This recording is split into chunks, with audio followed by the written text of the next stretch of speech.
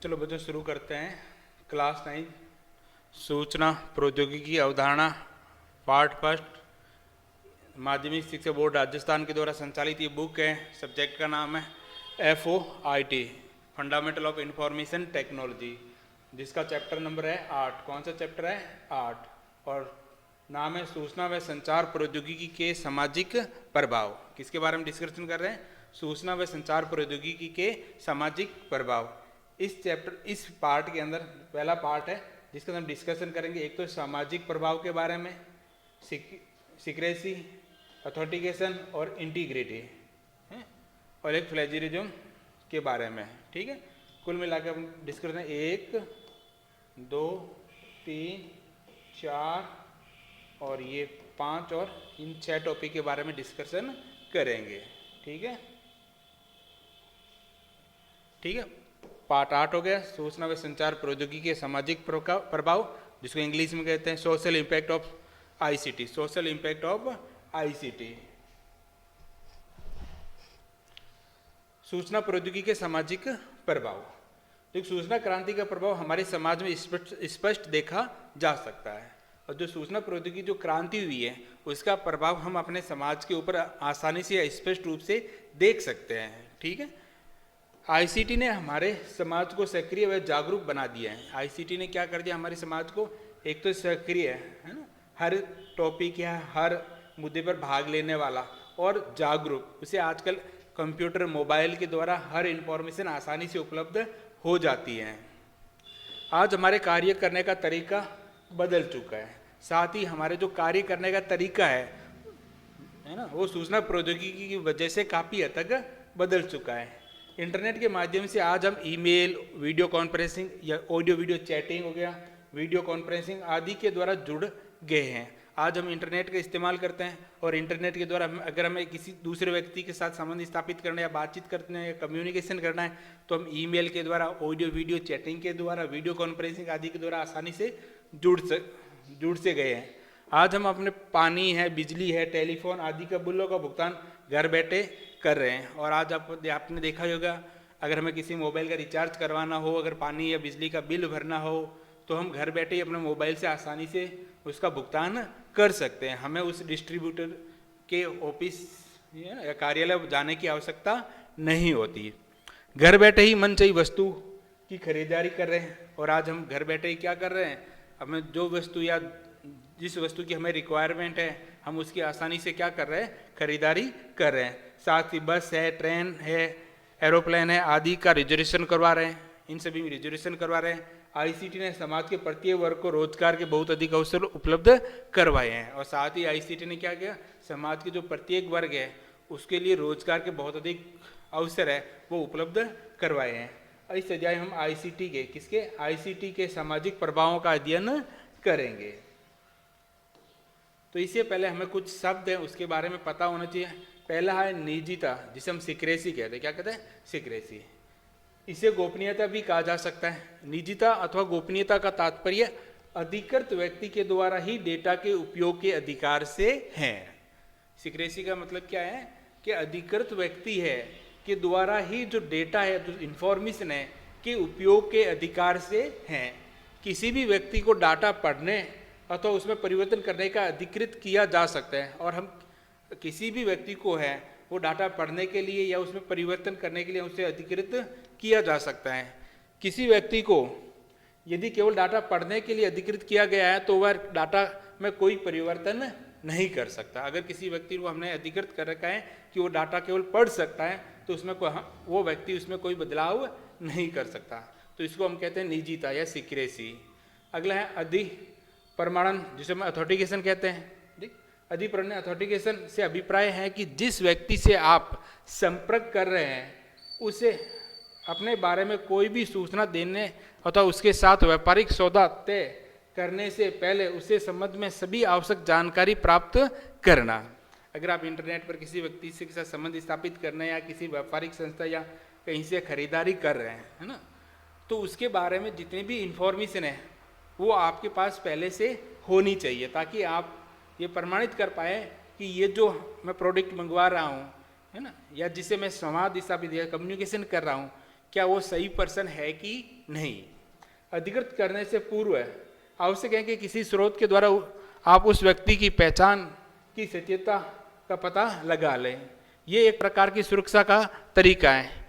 इस तरीके का प्रयोग ऑपरेटिंग सिस्टम के द्वारा व्यक्ति को अधिकृत उपयोगकर्ता होने का पता पासवर्ड के द्वारा व्यक्ति की सत्यता का पता लगाता है। जैसे आप कंप्यूटर है, तो कंप्यूटर जो ऑपरेटिंग सिस्टम है, या आपका मोबाइल है, वो मोबाइल कौन यूज कर सकता है, तो उसके लिए उसमें किसका इस्तेमाल, पासवर्ड का इस्तेमाल करता है, पैटर्न का इस्तेमाल करता है, फिंगरप्रिंट का इस्तेमाल करते हैं ना। इसके द्वारा वो पता लगाता है कि जो व्यक्ति वो मोबाइल चला रहा है या जो कंप्यूटर चला रहा है उसको उस मोबाइल चलाने का अधिकार है कि नहीं। अगला सत्यनिष्ठा, जिसे हम कहते हैं इंटीग्रिटी। सत्यनिष्ठा से अभिप्राय है कि जो डाटा रिसीवर तक पहुंच रहा है वो उसी रूप में होना चाहिए जिस रूप में उसे भेजा गया था। सत्यनिष्ठा इंटीग्रिटी का मतलब होता है कि जो डाटा जहाँ से प्राप्त हो रहा है या जहाँ से भेजा गया है और जहाँ डाटा पहुँच रहा है तो वो उसी रूप में होना चाहिए जिस रूप में उसे भेजा गया था। डाटा संचरण, डेटा कम्युनिकेशन के समय उसमें संयोगवश या दुर्भावनावश किसी भी प्रकार का परिवर्तन नहीं होना चाहिए, यानी उसके अंदर किसी भी प्रकार के डाटा के अंदर परिवर्तन नहीं होना चाहिए। इंटरनेट पर जितना अधिक मुद्रा का विनिमय होता है प्रामाणिकता उतनी ही कठिन हो रही है। आजकल मुद्रा जो करेंसी है उसका लेन देन अधिकतर इंटरनेट में होता है ना, तो उसके लिए उसे प्रमाणित करना उतना ही क्या हो जाता है, कठिन हो जाता है। एक इंडिपेंडेंट कंप्यूटर जो किसी नेटवर्क से जुड़ा नहीं हो उसे संबंधित सभी इनपुट और आउटपुट युक्तियां एक सुरक्षित कक्ष में रखी हो तो उस कंप्यूटर को केवल अधिकृत उपयोगकर्ता के द्वारा ही नुकसान पहुंचाया जा सकता है। यानी अगर कोई कंप्यूटर या मोबाइल जो इंटरनेट से कनेक्ट नहीं है और एक रूम के अंदर सुरक्षित रखा हुआ है, सभी उसके पार्ट है, तो केवल उस अधिकृत व्यक्ति होता है ना वही उसे नुकसान पहुंचा सकता है और उसे कोई नुकसान नहीं पहुंचा सकता। लेकिन जैसे ही आप अपने डिवाइस के अंदर इंटरनेट से कनेक्ट करते हो तो जरूरी नहीं है कि जो अधिकृत व्यक्ति वही नुकसान पहुंचाए। इंटरनेट के द्वारा कोई अन्य व्यक्ति भी उसको नुकसान पहुंचा सकता है। कंप्यूटर को उपयोगकर्ता की पहचान के सत्यापन के उचित प्रबंधन के द्वारा उसकी सुरक्षा के खतरे को कम किया जा सकता है। अगर आप इंटरनेट से कनेक्ट नहीं हो तो आप उचित प्रबंधन करके द्वारा कंप्यूटर की आसानी से सुरक्षा कर सकते हैं। साहित्यिक चोरी, जिसे हम प्लेजरिज्म क्या कहते हैं, प्लेजरिज्म, किसी लेखक के द्वारा किसी दूसरे की भाषा, विचार, उपाय, शैली आदि का अधिकांशतः नकल करते हुए अपने मौलिक कृति के रूप में प्रकाशन करना साहित्यिक चोरी कहलाता है। अगर कोई लेखक है जो किसी दूसरे लेखक की उसकी भाषा है, उसके विचार है, उसके लिखने की जो शैली है का वो जो अधिकांश पार्ट है उसको क्या करता है, नकल करता है। नकल करते हुए और सामने से ये और कहता है कि ये मेरे द्वारा कृति जो लिखा गया वो मेरे द्वारा है और अपने नाम से उसको प्रकाशित करता है, तो ऐसी स्थिति को हम क्या कहते हैं, साहित्यिक चोरी। क्या कहते हैं, साहित्यिक चोरी कहलाती है। साहित्यिक चोरी तब मानी जाती है जब किसी व्यक्ति के द्वारा लिखे गए साहित्य को बिना उसके संदर्भ दिए और अपने नाम से प्रकाशित कर लेते हैं। तो साहित्यिक चोरी हम कब मानेंगे, जब अगर कोई लेखक है किसी दूसरे के साहित्य है को बिना उसके संदर्भ दिए यानी बिना उसके बताए हुए अपने नाम से अगर कोई प्रकाशित कर लेता है तो उसको हम क्या कहेंगे, साहित्यिक चोरी कहते हैं। आज जब सूचना प्रौद्योगिकी का विस्तार तेजी से हुआ है तो साहित्यिक चोरी भी बढ़ गई है, क्योंकि साहित्यिक चोरी इंटरनेट का एक सामाजिक कुप्रभाव है। जो साहित्यिक चोरी है, जो इंटरनेट है, उसका एक सामाजिक कुप्रभाव है। आजकल इंटरनेट पर विभिन्न सामग्री जैसे लेख है, ऑडियो है, वीडियो है, प्रेजेंटेशन है, फोटोग्राफ है आदि बहुतायत में और बड़ी आसानी से उपलब्ध हैं और इस सामग्री की कॉपी करना, कट पेस्ट करना, एडिट करना भी बड़ा आसान है। और जो इंटरनेट पर बहुत सारी जो सामग्री उपलब्ध है इसके अंदर एडिटिंग करना है, कट कॉपी पेस्ट करना ये भी क्या है, बहुत अधिक आसान है। इस कारण आजकल विद्यार्थी है, जो शोध करता है, पत्रकार हैं, जो लेखक हैं आदि में दूसरे के कार्य की नकल करने की प्रवृत्ति को बढ़ावा मिल गया, क्योंकि ये हर चीज़ इंटरनेट पर आसानी से उपलब्ध है तो वे आसानी से इसमें एडिटिंग करके है ना उसकी नकल कर सकते हैं। नकल करने प्रवृत्ति को क्या बहुत अधिक बढ़ावा मिल गया है। शिक्षा के क्षेत्र में विद्यार्थी, शिक्षक अथवा शोधार्थी जो शोध करता है के द्वारा की गई साहित्यिक चोरी को अकादमिक बेईमानी कहते हैं। अगर कोई शिक्षा के क्षेत्र में विद्यार्थी है, शिक्षक है या शोधार्थी जो शोध करता है द्वारा अगर कोई साहित्यिक चोरी करता है तो उसको हम अकादमिक बेईमानी या शैक्षणिक छल यानी एकेडमिक फ्रॉड कहलाता है।